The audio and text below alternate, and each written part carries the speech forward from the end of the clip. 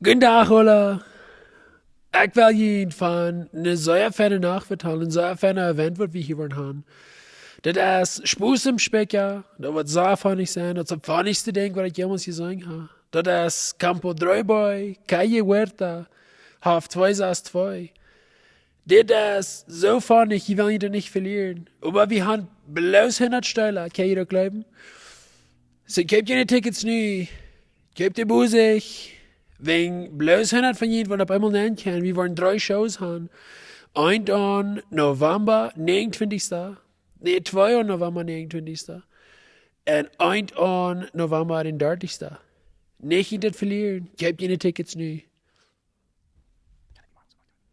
Die Tickets, die kan je bij Milo's ook nog kopen, man, jawel. Dat braucht nicht alle online sein. Je kann de Milo's fahren. Sehr schöne Breakfast von der Paste.